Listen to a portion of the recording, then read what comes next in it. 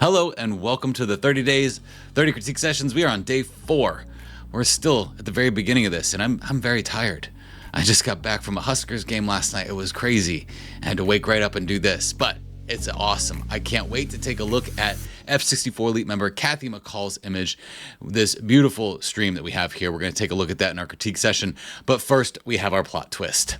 And that plot twist comes in from John Dobson, 1957. He says, twist for day 4, you are only allowed to use curves. Selections are obviously allowed. Awesome. I love curves, to which I replied, curves are so dependable. They can really do almost anything in Photoshop. And what you're going to find in this critique is that curves are incredibly dependable. Before we begin with the critique, though, I want to address these plot twists really quickly. I got a message from somebody that said, get rid of the plot twists and teach the lessons, demanding that I teach the lessons by getting rid of these plot twists. Now, here's the thing.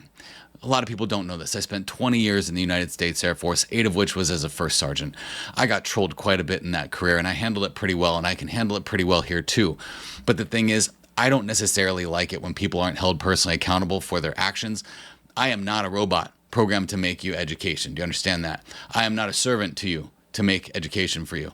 I'm doing this out of the goodness of my heart to help the individuals that are watching this get better at their photography. And one of the ways that I do that is with these twists. These twists are important for 2 reasons. Number 1, they get community involvement and it's fun. Okay, it shakes things up a little bit. People get talking about it and it's fun. And after all, who doesn't like a floating head in their video every once in a while? And the second thing here is that there are about 500 ways to do the same thing in Photoshop. I am not exaggerating.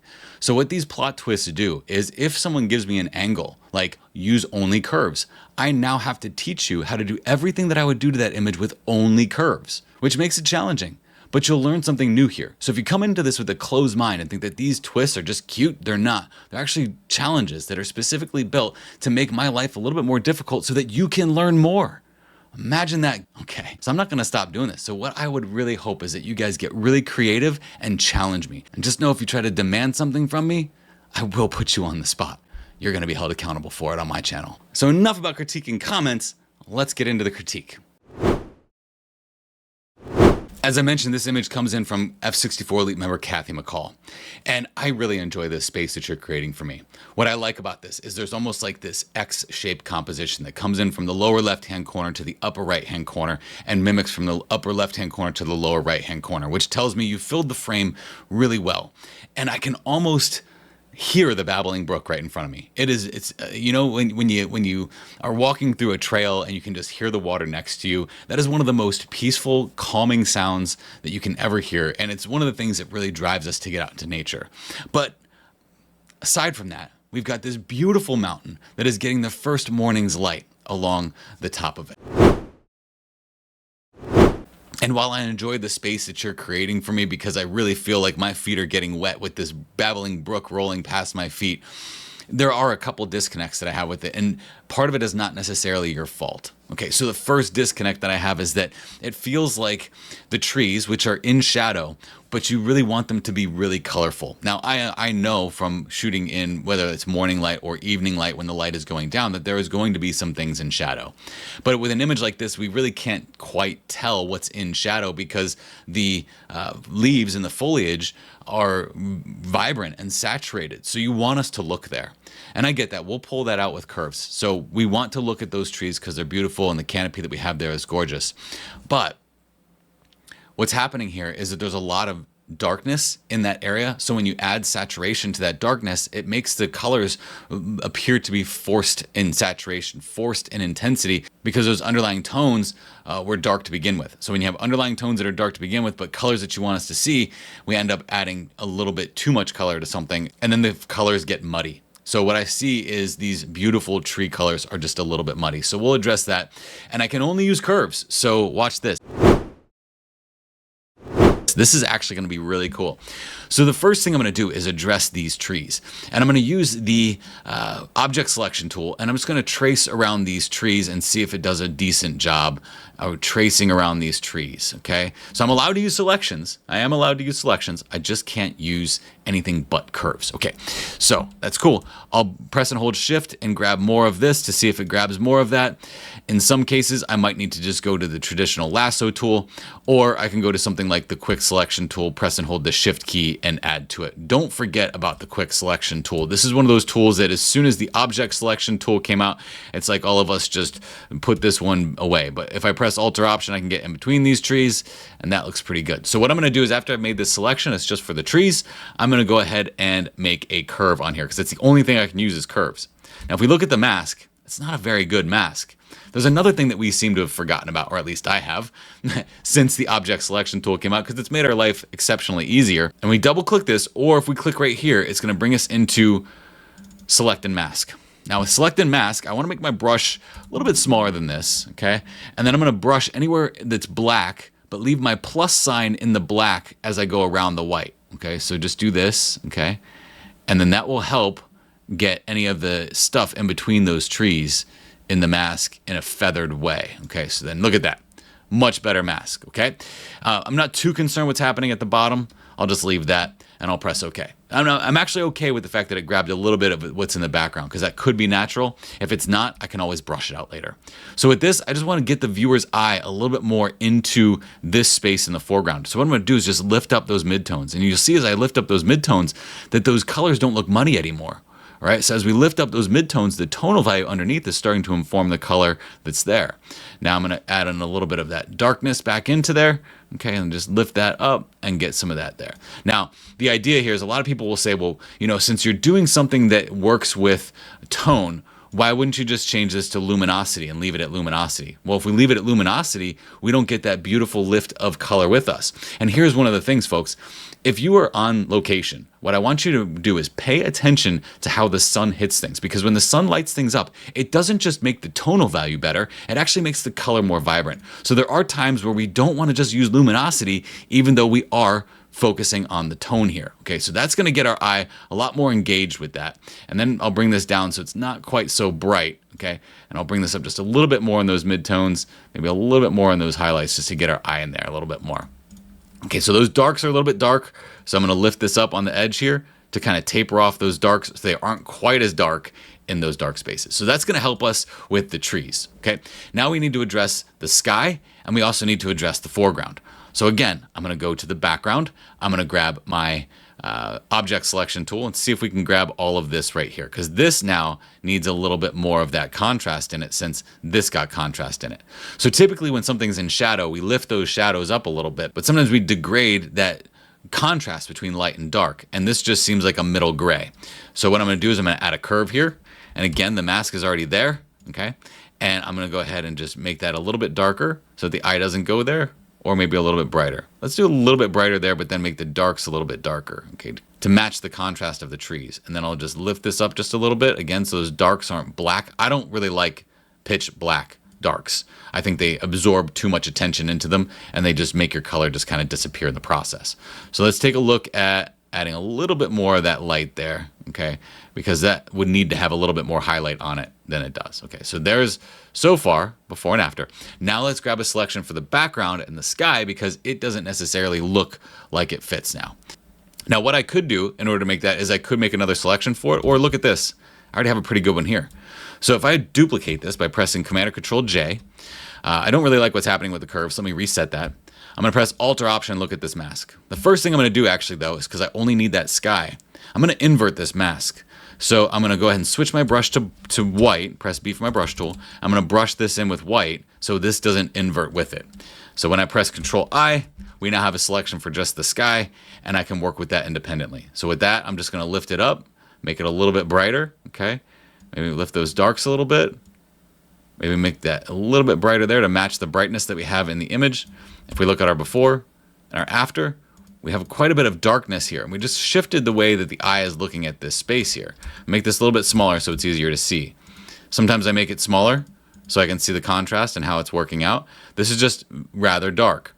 Now, did I have to make individual curves for this? Could I have just made one curve, okay, and tried to brighten this up, darken this down?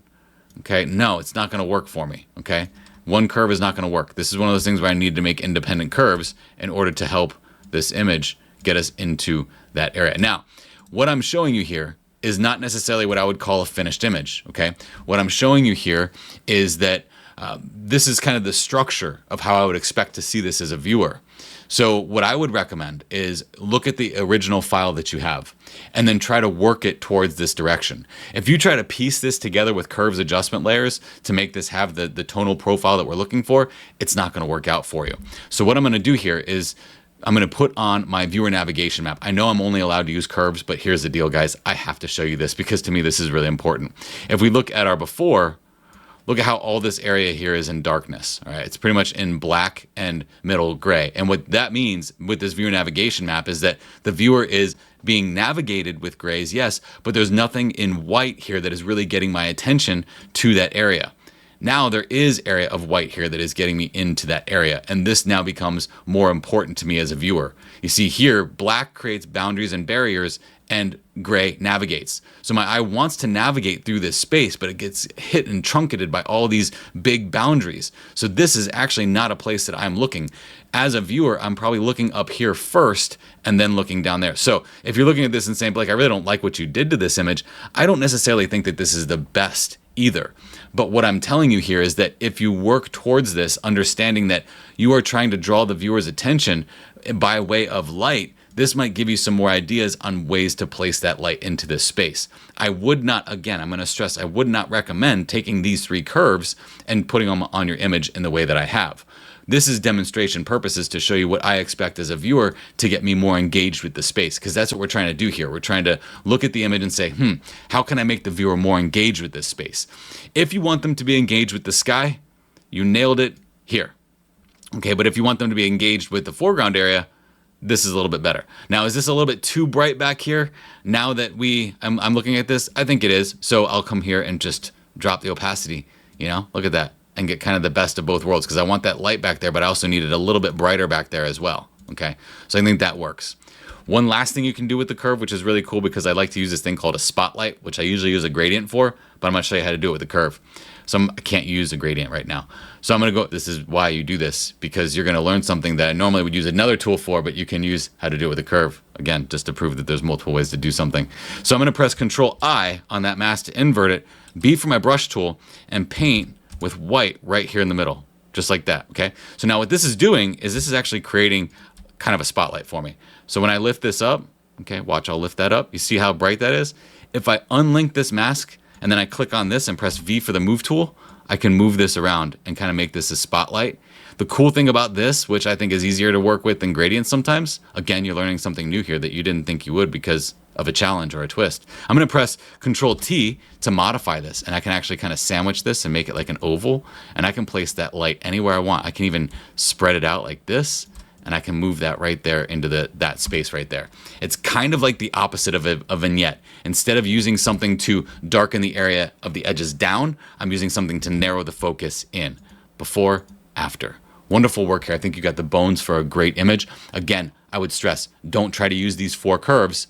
Try to look at the structure of this image and rebuild the structure of the image in your raw data, because you're going to get a much better image than what I produced here with 4 curves.